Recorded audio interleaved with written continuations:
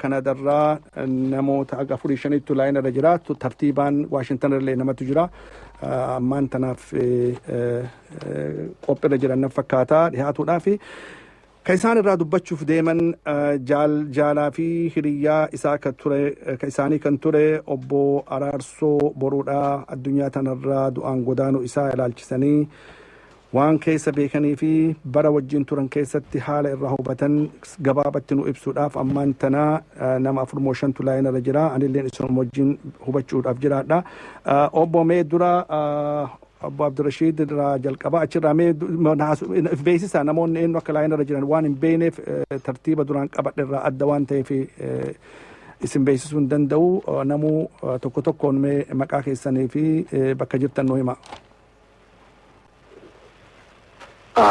عبد الرشيد عبد الرحمن مقالة تورنتو راي أبا أورجي يوهاني سي قالت ومي أبا أورجي سي وجه نمني براجل مو كوبا مكان كلاين رجلتا ولدتي شيخ هذا أنا اللين محمد ثاني شنكفي مقالة تورنتو راي أي شيخ قالت وما يسلمين وأما قرأت تانو تتركان فدا كندا الرام اللي نما برات تلاين رجلنا فكادا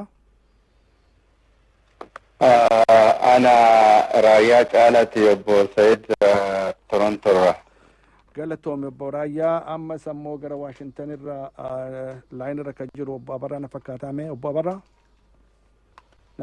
أنا واشنطن الرا برا تفرا إسن أفرانو قالتوما أمو نمتو هفينا فكاتا كندا الرا أما اللي لاين الرفن أكسكن تادران عبد الجليل كابيتي أبو دمشو رافي نما برات تجرا يو إسان اللي رفن إدومت سينس فنا جيتشورا قالتوما دقمتي نمني توكو الدنيا تنرى دوان نما براديمون هدو نما قدسيسا نمني كيسا وجين جراتني وجين قبساون قرانا منياتا وان دو أرهمتو انجرتو دي بأني والأرقون والين دبتشون والين دلقون انجرتو كنو معفويون هندتو قدا أبو أرارسون دقمتي أكنما غاري وان جيجا فكاتا نما قامل لين ديرا يادا لين ديراتي نما قامل لي بلأتو دقمتي نما أكس يادا في أقوم في سبون ما اللي بلأتو كنافو مي قبابت درا نموت ترتيبا أكسن غافت روف غايت ما توكو توكو سن غافت شو دندايا أبو عبد الرشيد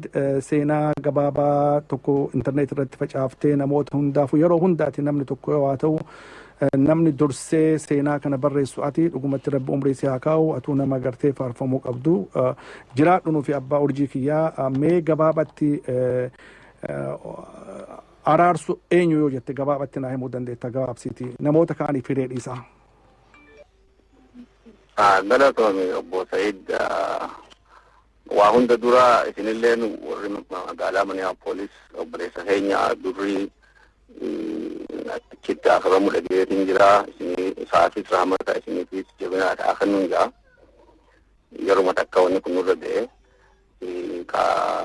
كانغما أبو برارسو ديبو داف وبرارسو جناني خاني والبري جلقابة ترباتا مجهاتي nuti magala dadda jirana anan haraman ture ni dirawada hala hoji la fajara tambiya kai satti hoji chature ratti hoji tole no fide akka wal barra dugatti wal fulanne samboda jibuti sadeta milamat nan jibuti da tarbata min jibuti da kai kinnan dura tarbata min tarbat jene gafa sabajal kabega يروت همتك كان الدباني ملء والوان تريتو يندي ملء أما تصدقني سجلي يروت يروت جدا بالسنة يروت أنا خيتت كنا ما لغتي سبونا كما أنا ما كإسارة سبا الكيسو نما أنا نني سبا هل كان يجوا اتياد yok akkam taane qabsoo bilisummaa kana bakkaan geenya yokkam ta'e hawaasni keenya haala amma keessatti jiru kana keessa yookaan haala dururraa bahee dhugatti garee bal'ootaan harkata jee nama yeroo hunda itti yaadu namoonni kasaanii takkatan namni yeroo hedduu walgayuu wadoon qopho'ina dhufa inni itti yaadee itti qophaa'ee mala adda addaatiin nama dhufaa ture gaafa jibuuti turrees waa hojiin isaa irriban qabu ifuun arku numa ceehaa yeroo hedduu ittisa biyyoowwituudha atilee achi turte wal beena achitti biyya yoo xiqqisoo ganamni sosoo'e hulkaan nama liqimsu san keessatti sifaata malee olii gad cehaa ture. Sanbooda gaachirraa deemee Somaalee ture. Somaaleettis seenita ta'aniiti kan jijjiirama guddaa fide. Bilisummaa Oromoo gurraachitti waajjira batu warri dura dhaqee isaanii. Isa kan dhaqe murna tokko wajjin ijoollee amma tokko wajjin achi dhaqanii jijjiirama guddaa fidan mooraa baqattoota keessa deddeemanii Oromummaa namni Oromoo achitti dura takkaa namni san dura an Oromoof jechaan turre dhaqanii Oromummaa achitti beeksisan qabsoo bilisummaatiifis waa hunda irratti gumaachan. Gabaabinatti maaliif warra biraatiifis hundi isaa araarsoo nama sabboonaa cimaa nama fakkeenya qabsaawaati. Nama hifaata hin qabne nama waan hojjetu kanatti na beekaa na harkaa hin jenne nama maqaan barbaanne aangoon barbaanne dhugatti nama akkanaatiin gabaabinatti biyya warra afanitti dabalatanii. Sheek isinis mee kanumarratti seenama gabaabaa kana wajjin dabaltanii obbo Araarsoon haala amala akkam akka nama qabaataa ture wajjin dabaltanii akka nu ibsitan isin gaafanna. بسم الله الرحمن الرحيم وبه نستعين على أمور الدنيا والدين. بلين كينيا أبو بلين سخينيا سعيد أكم بتتدرى فيادا أكم بلين سخينيا درجة أبو دري اسمي فرشت الأبداني جرتو إسالي رب رحمة إساتين إجا إبسوفي بكنا سمني ربها إبسوفي قبر لي ربها برد سوفي أكسمت أرارسو لي أكسمت إن شاء الله نموتن كيف جبتن بيمكة كيست آخر من سن اللي ربين جنة إساني تاخنو غارغا واني نغافتن أبو أرارسو أكما أبو ليس في ندرة جئتي أن اللين بيا أسبوت الراو غامبه تورمر ترباتن سديتي جما ولكرتين جبوتي دفه أكسيت أجتي والقنمني تدراه غامبه إسافي دمشو أليتي namoota isaan bira jiran nama hedduudha. Sadaffaadha obbo Hassan maqaan qoosaa ka jennuun Hassan Areedoo jarreen kun cuftunuu warran durachi dhufee waggaa jabuutii san dhufne gaa warra irra sullama nuu ta'ee irra baanee deemanii waan silaa barbaachisu odoo ana qofalleen ta'een ummata Oromoo xiqqaa guddaa dhiira dubartii achitti baqatee biyya san keessa seenee odoo nyaatan jenne dhugaatiin jenne oowwaa qabbana odoon jenne halkanii guyyaa nama laffa'ee ummata kana mataa walit qabee isaan kanaaf waan isaan barbaachisu isaa godhaa ture. Akkumaan dhufeen achitti wal qunnamnee gaa kana hunda waliin argaa turre waliin godhaa turre nu gargaaraa ture. Kanumarratti yeroolle ani toora hanga baatii jahaa taa'eetiin dhumaa 78 kanaa hanga 79 odoon seenin dura biyya Saaudiitti biraa deeme isaan achiin gaa warra kutanii mooraa baqattoota naannoo Somaaliyaa sanitti ummata hafe achitti itti dhaqanii Oromummaa waan taate odoo jarri si gaafatee gostan ati si hin jiru ati Somaaliyaa abboo warra ji'uu fi kaan lakki isin hundi Somaaliyaa abboo nuti Oromoodha isin Oromoo jee nuti qottu warra ji'uu fi nuti Islaama warra ji'uu warra Oromummaa san dhaabbatee barreessee ummata kana waan isaan tambeessisirraa tokko Araarsoo nama gartee eela guddaa ulee gaggeessee bishaan uleen tanteessan bakka inni itti dhaabbatu hin dhaqqabne karraa waraabbatteen dhumne beekumsa isaatiin amala isaatiin waan inni godhaa ture waan inni ummataaf godhaa ture waan gartee gara hundattuu barnootanis haa ta'uu barnoota adda addaa ka odoo Oromoo qofa hin taane barnoota silaa barbaachisu naannawa keenya sanitti waan namni barachuu qabu cufa akkuma gaariitti dandeettii nama qabu akkasitti gaan baatee jaattiin biraas biyya Arabaa Saudii deemee achumaan innis najala biyya san dhufee magaalaa Riyaad achitti qubatee ummata Oromoo kachi jiru ka ifin beekne achitti if barsiisee harkaan waa barreessuu fi suuraadhaan argisiisuu artistummaa waa agarsiisuu gorsaa waa agarsiisuu waan barbaachisu hundaan bira dhaabbatee warra silaa biyya sanitti ni qaraanallee jee bira dabree waan inni barreessaa ture afaan biyya saniitiin illee akka gaaritti afaan biyya nuti jirru tanaan illee hundarra caalaa nama akkasitti hojjetee namallee barsiisaa ture. Achirraa deemnee biyya Roomaa dhufne.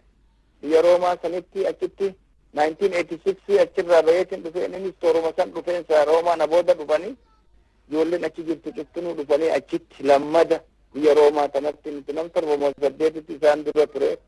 Dhufanii achitti illee waan barbaachisu namoota biyya teenyarraa kaa biyya adda addarraa biyya san seenu Somaaliyaarraa kan seenu Su'uudirraa kan seenu Jabuutirraa kan seenu Keeniyaarraa kan seenu namoota adda addaa biyya isaan seenaniin dura dhaabbatee mootummaa Ameerikaatiin warra deemuu barbaadu Kanadaa warra deemuu barbaadu afaan hiikee fi istaatimentii isaan barbaadan qopheessee hunda akka gaariitti nama geggeesse tokkorraayi achirraa gaa namoota anis 89 biyya tana dhufe inninis akkasitti dhufe asitti illee na dura dhufe asitti illee waan ajaa'ibaa hoggaa Roomaa san jiru namni interviyuu naa fi warra kiyyaa wajjin mootummaa Kanadaa san ambaasii isaanitti afaan hiikee akka gaariitti bakka teenya ta'e nu geggeesse tokkorraa isa waan yaaddadhurraayi kalammadaa asitti illee hoggaa na dura dhufe eerpoortii tana hoggaan dhufe kan namni gasseenuu hin dandeenye bakka siraarraa nama fuudhan immigireeshina san dhufee achirraa nu baasee biyya tanaas illee nu qubsiisee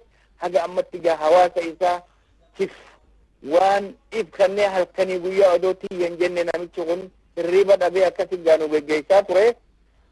Haalli isaa gaa kanin ammarraa beeku kanuma kaanis yoo rabbi jee yaadanneetuma gaa guyyaa biraa walitti deebina tanuman irraa hanga gabaabatti isin ibsuu danda'a. Galatooma sheeka seenaa guddaadha. Seenaa bara dheeraa wajjin dabarsitanii hoggaa Jibuutii eessa Roomaa kunoo Kanadaa keessa illee haga guyyaa addaan baataniiti duuta addaan isin baaftutti waan guddaadha. Galatooma akkasuma irratti naa tura. Gara amma Kanaadaa irratti achumatti Kanaadaa obbo Raayyatu jira. Gara Waashingtan tarkaanfachuu biyya duratti obbo Raayyaa gaa isin ammoo asitti biyya Kanadaa kana keessatti wal beeytan wal barattan fakkaataa karaa jaarmayaatiin karaa naamusaatiin karaa naamusa dhaabaatiinis waa hedduu wajjin tattaafattanii wal beeytanii mee karaa kanaan murannoo fi kana naamusa eeguudhaan akkasumattis ammoo jaarmayaa fi buluudhaan akkaataa kamitti beekama obbo Araarsoon? Hedduu galatoomi Abbo Sa'iid atilleen akkuma obboleewwan kiyya jedhani warreen biraa obboleewwan keenya kan Minisootatti akkasuma yarawaatti irree addunyaa kanarraa boqatan biyyeen irraa haa salphattuun jedha. Akkan dhageetti obboleewwan keenya kan Minneapolis jiru akkasuma namoota qabsaa'ota turan keessaa tokko ta'uu isaatiin beeka. Namoota akkasii dhabuun qaawwa guddaa qabsoo keenya keessatti akka uumu ifaadha. Egaa wanni godhan hin jiru jireenya kanuma qabdi. Egaa biyyeen isaan irraa salphattuun jedha. Waa'ee buleessa keenya obbo Araarsoo kan dhiyeenya nu biraa boqota ilaalchisee akkuma obboleewwan kiyya jedhan seenansaa hedduu bal'aadha. Gabaabsanii himuun seenaa isaa sana xiqqeessuun walaa ta'a. Haa ta'u malee bal'inaan gaafaaf guyyaa eeggannee nama ibsina dheetanan abdadha.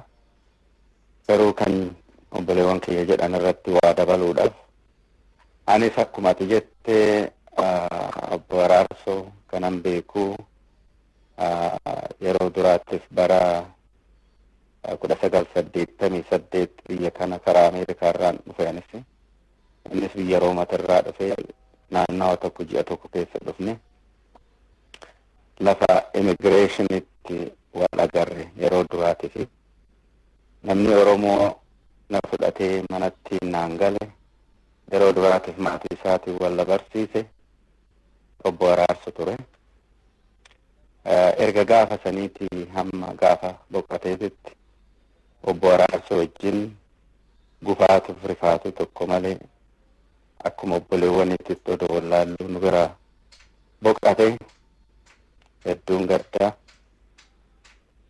Oromoon nama safaranii haga nama jedhan nama guddaa tokko dhabde jechuun danda'a. Araarsoo akka namaatitti nama hin quuqne nama gaallatu, nama safeeffatu, xiqqaa kan ulfeessu, guddaa kan ulfeessu, nama yaadni namaa kun xiqqaadha, guddaadha kan hin jenne, nama obsa dhageettii qabu, nama yaada isaa bal'inaan hamma namuufu akka dandeettii isaatitti akka hubatu yaada isaa namaa ibsu, nama jaarmaa keessatti hojjetu, nama naamusaan hojjetu, nama seera jaarmaa jechuun maal akka ta'e itti cichee hojjetu, hojii irratti immoo hojii bilchaataa, hojiin dheedhiin kan isaan ta'an, kan yeroo isaa halkanii guyyaa irratti balleessee dhama'ee waan bilchaataa tokkoon as gadi ba'u, nama addaati kanan dhugaatti hiree argadhee isaa wajjin hojjechuu biyyaaf lafa adda addaatitti ani akka faranjoonni biyya kanaa jedhanitti was really a pleasure, gammachuu guddaadha. Nama laafaa miti, bakka adda addaatittis jaarmaa keessatti waggaa hojjennu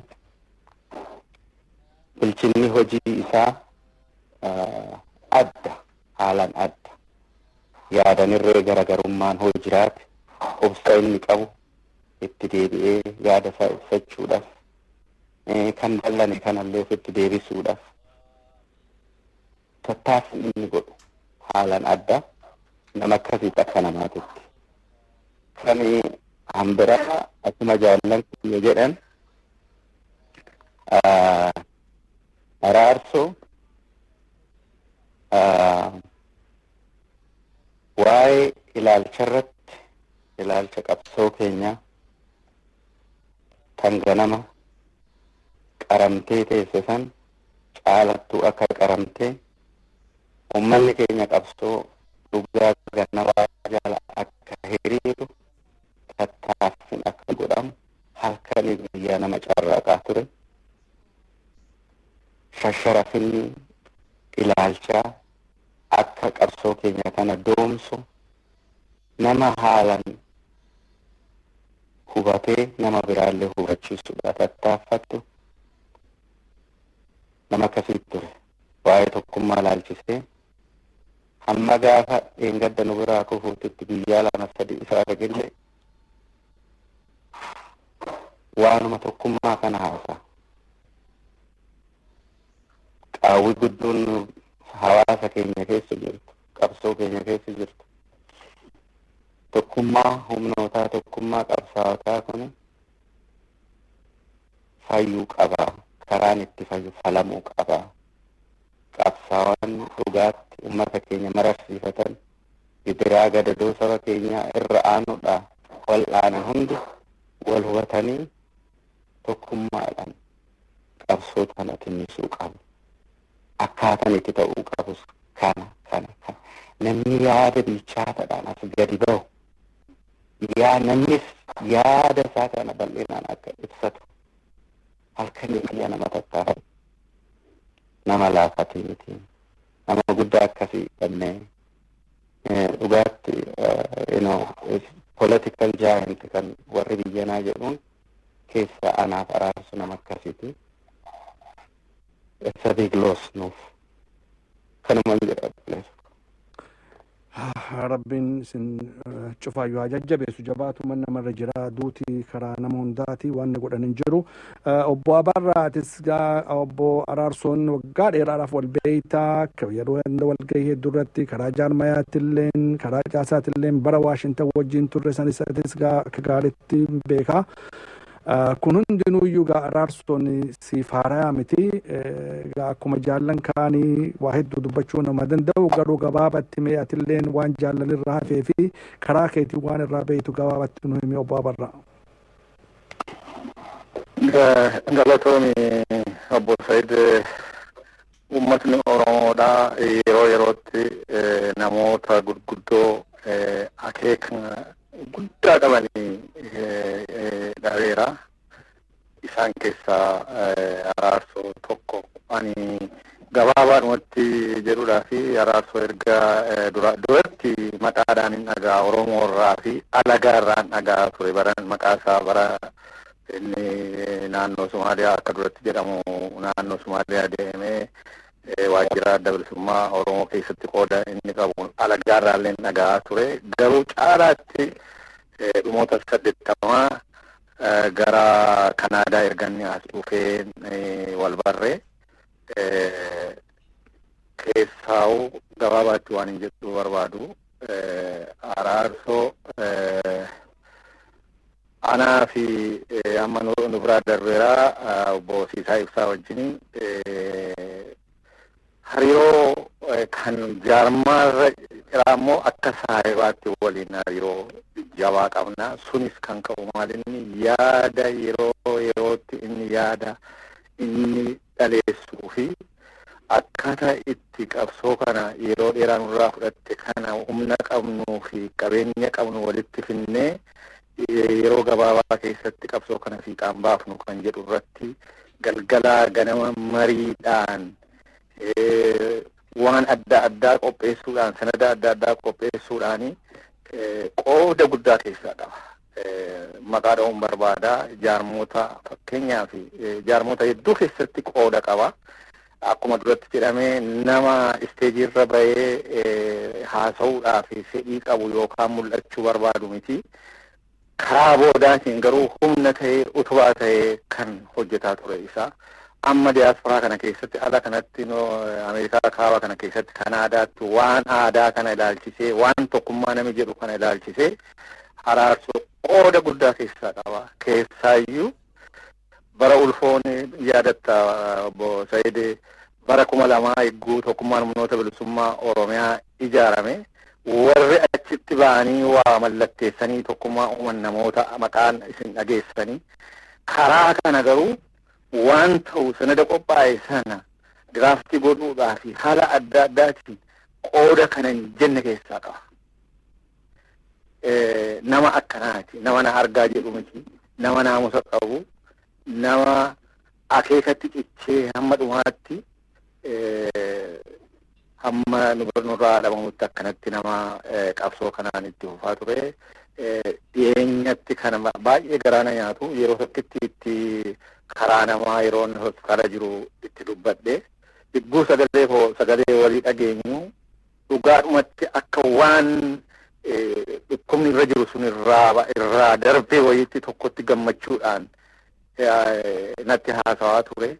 Waan inni naa himatu adaraa tokko taanuu gadi waan qabnu hunda walitti finnee kan ijaarame bifa adda addaatiin kan ijaarame kana hunda walitti finnee akka uummata tokkootti wal duukaa sossoonu gadi waan yaanne sana fiixaan hin baafnu guyyaa tokko inuma taa'anillee amma natti wayyaa jira isin waliin dhaabbadhaa itti fufaa kan jedhu kanaan araarsoon dhabuun dhugaatti qabsoo Oromootiif uummata Oromootiif nu hiriyoota isaa warra wajjin hojjenne qofaa utuu hin ta'in dhaaba guddaadha.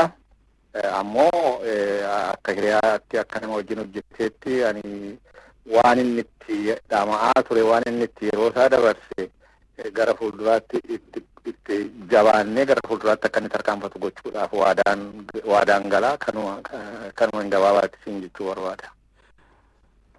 Galatoomii obbo Abarraatis hundi keessanuu galatoomaa garuu mee fixuu keenya duratti gaa obbo Araarsoon akkuma jettan gartee dhugumatti akka nama gaara namarratti jigeeti maaliif nama dhugumatti biyya alaa kana keessatti yeroo dheeraadhaaf beekame.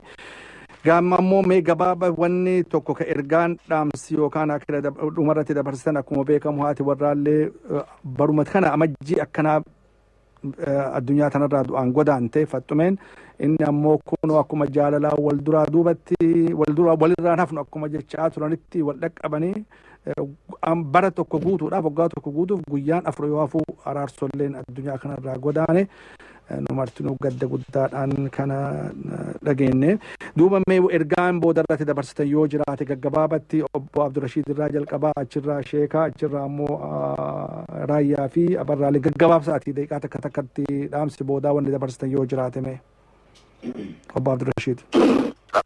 galatoomi obbo Said.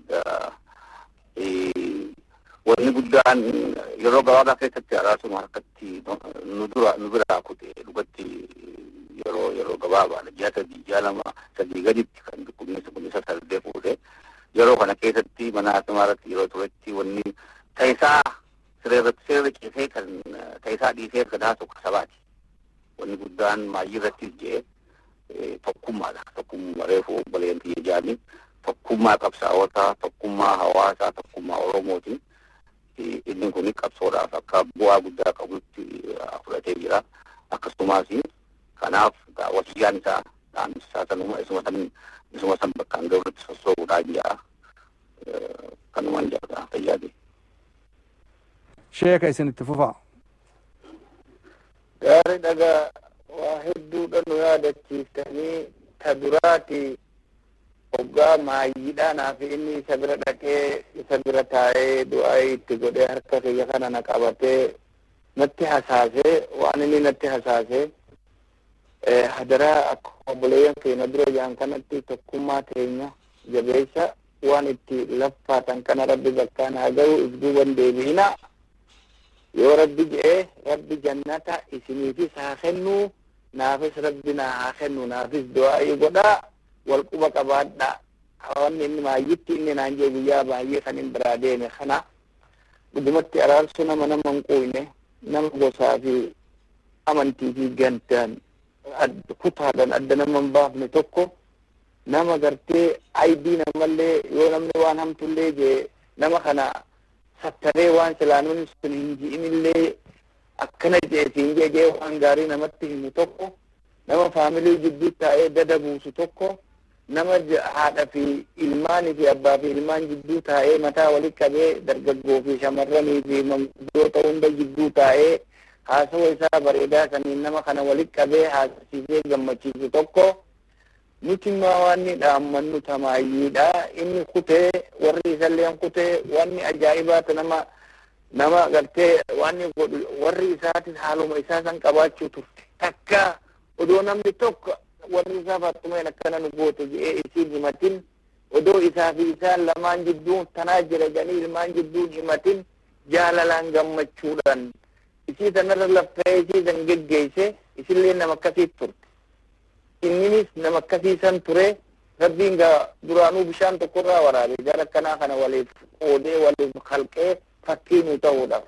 Nutilleen amma ilmaan isaan biraa dhiisanii kutan kana fakkii taanee Oromoon bakka jirru ijoollee kanaas kunuunsinee waan barbaadaniin bira dhaabbanne gorsaanis akka uummata Oromoo ka isaan baane akka firarraa fagaanne akka isaanillee fira isaanillee ka biyyatti hafillee argan godhuu nu hundarra jira. Ilmaan Oromoo bakka jiranii namuu waan kana matatti qabatee akka ilmaan kana bira dhaabbannee waan isaan barbaadan goonuuf saniin dhaammadhu sanii talammadaa qabsoo inni biraa kute tarra laffa'e tana akkuma obboleeyyan keenya jaanitti tokko taanee tokkummaa sanii waliin kunuunsinee waan adda addaa garaagarummaa nu jidduu jirtu balleessinee tokko taanee tokkummaadhaan qabsoo keenya finiinsinee waan inni ittirra laffa'e tanallee nutillee warri booda hafe kunneen akka agarru tanumaan isinii dhaammadhaa. Isinillee warri waan kanarra jiru ka hojjetu ka waa nama gurra buusuu danda'u jabaadhaa.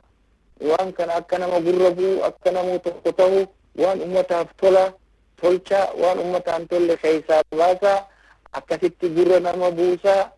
Maayyii tanin dhaammadhu ani rabbiin rahmata isaaniif haa godhu. Duraanuu rabbiin nu himee ture kullu nafsin zaa'iqatul mawt wa innamaa tuwaffawna ujurakum yawmal qiyaamati je. Ilmi namaa hundinuu ni du'a, hundinuu ni dhandhama, jirii tanarraa ni gala. Guyyaa qiyaamaa rabbiin gartee sawaaba itti seekanna je.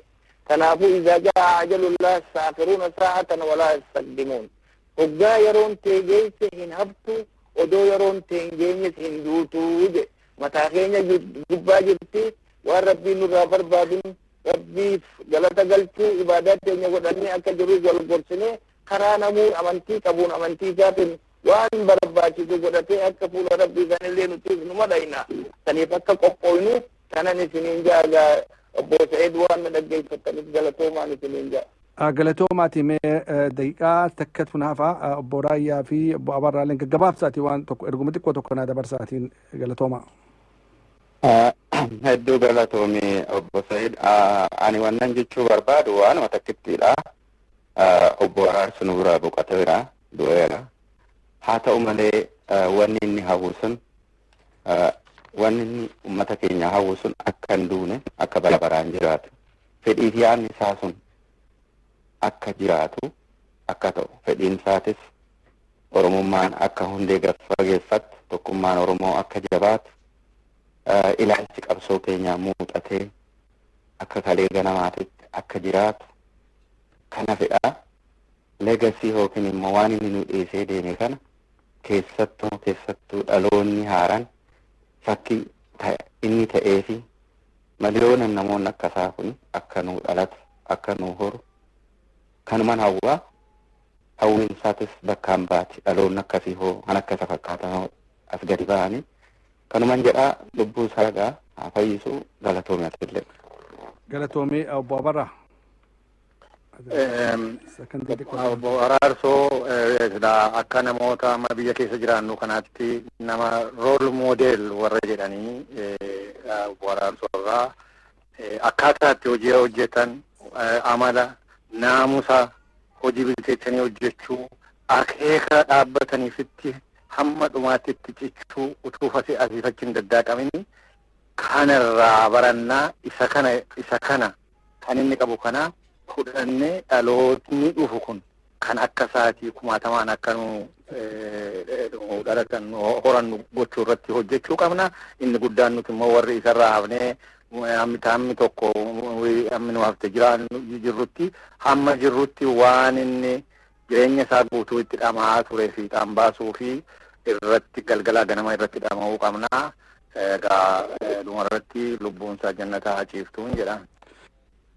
Galatooma isin martinuu obbo Araarsoo boruu abbaa isaa Muusaa Haajii Alii boruu irraa fi akkasumas haadha isaa addee Halloo irraa Dirdhawaa keessatti bara 1952 dhalatee kunoo Kanaada irratti ammootu amajjii 15 du'aan godaane. Isin martinuuyyuu rabbi sabra isin haa kennu. Galatooma maatii fi ahli isaa firoota isa jaalatan hunda rabbiin bakka Araarsoo bakka nama nu haa buusu. Nagaatti nu jiraadhaa ulfaadha.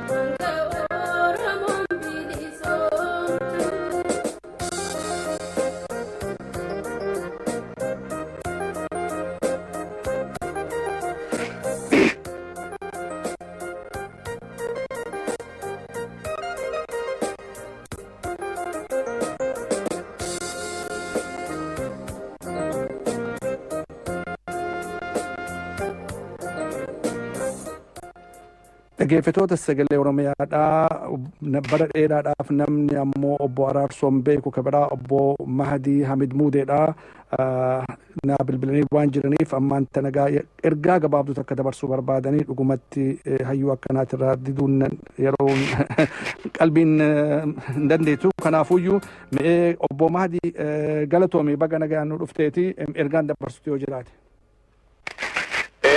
Galatoomii obbo Said waa'ee obbo Araarsooti waa tokko dubbachuu barbaada.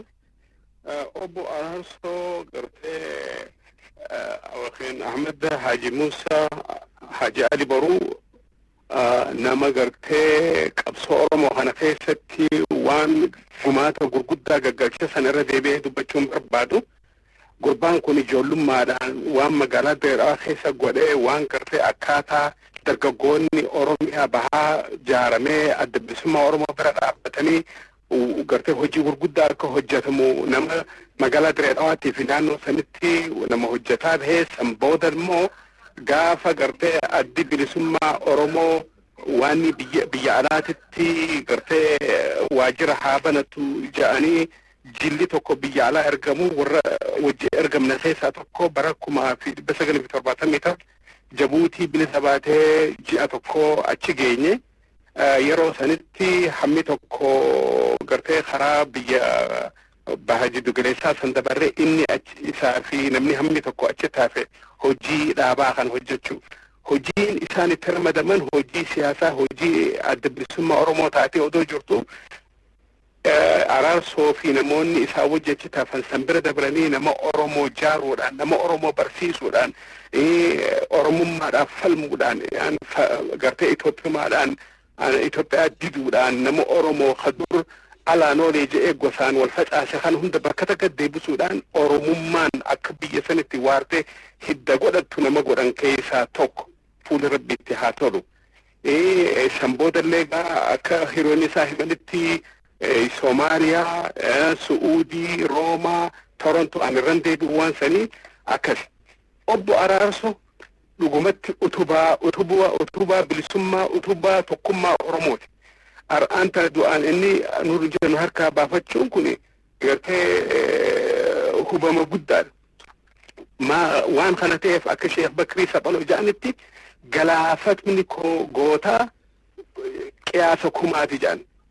Duuti obbo Araarsoo kun nama kan namni kumni tokko Oromoo irraa du'etti lakkaa'amtee jechaadha. Maaliifi wanni inni hojjetu wanni inni bara 40 caala waan Oromoo kana gartee namni kumni waan dalagee fixuumihii jechaadha. Kanumaafuu fuulli rabbiitti haa tolu. Seenaan isaa gartee nama tokko lamaan yookiin nama 10 sa'a takkaa fi lama keessatti dubbatamtee dhumtuu miti. Vooliyuuma kitaaba hedduun irraa bahuu danda'u akkas. Ani obbo Araarsoo adeeraan tahaafillee namni hedduun kan beeku tahaa. Akaakoon isaa Haji Ali Boruutii fi abbaan kiyya Haji Hamin Muudee ilmaan dubrii. Waan kana ta'eef Araarsoo ana adeeraan taaf. Immoo anaaf inni walitti dhihaachuun keenya firummaa dhiigaatiin odoo hin tahin firummaa qabsoo Oromummaatiin. Kanumaafuu duutii gartee obbo Araarsoo kun hedduu na rifachiifte heddullee Oromoo fi firaa fi hundallee gartee ta'ubdu haa ta'u malee rabbi gartee nama akka isaa kuma nu haa kannu immoo duutii isaa arraan tana balachu namni du'e ja'amu nama seenaan godhin nama seenaan hojjetin nama ofiitiif matakkan godhin kanuma useetuma ittiin irra odoo ciisuu du'e obbo Araarsoo odoo qabsaa'uu ijoollummaarraa ilaa ammaa amata 40 caala Oromoodhaaf waan kana ja'amee gartee galmaa'ee barreeffamuu hin dandeenye waan hojjetee du'eef jecha duuti isaa barachuudha seenaan isaa seenaa qabsoo Oromoo keessatti barabaraan yaadatamti. Kanumaafuu rabbi rahmata isaa haa godhu nu Oromollee rabbi gartee sabrii nu haa kennu nama akka isaa jaballee rabbi bakka isaa nu haa buusu jechaadhaan dobbileessa kiyya baakiyya ilmaan adeera ta'uuf gartee gaggeessa isinillee waan hiree tanaa kan fedhiif galfoomaa obbo Sa'iid. Obbo Mahdi atis galatoomii rabbiin silleef sabrii haa kennu dhiifama gaawwan irra gabaabseef sagantaa biraa waan qabuuf gartee heddumatti ati dhufnaaniin obsee seensisee bal'innaan gartee seenaa kanas akka barreessinee waa hunda gootan gartee isinis akka dhiyeessitan abdiin qabaa galatoomii nagaatti nu jiraadhu rabbiin isin bara haa sabbarsiisu. Amiin amiin fayyaa ta'e bilisa.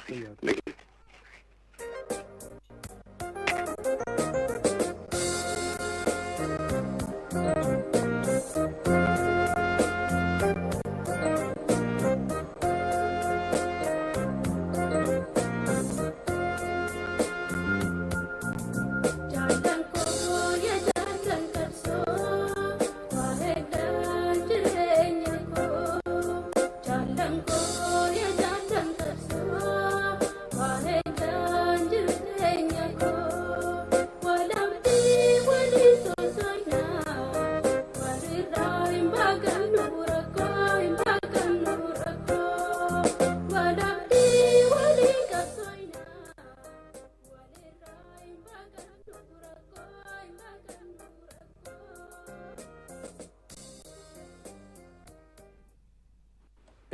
ergaan jaallan qabsoo akkasi dhugumatti rabbiin ummata oromoodhaa jajjabeessu jenna. Amma immoo garuma magaalaa Minneapolis kanatti yoo deebinee torbaan dabre kana keessa waan guddaa hojjetame keessa karaan tokko maqaa Oromoo argachuudhaan Oromoo Street jechuun seenaa biyya alaa kana keessatti yeroo duraatiif Oromoon karaa maqaa isaa isiitiin waamamu argattee jirti. Kun dhugumatti waan guddaa nama gammachiisa.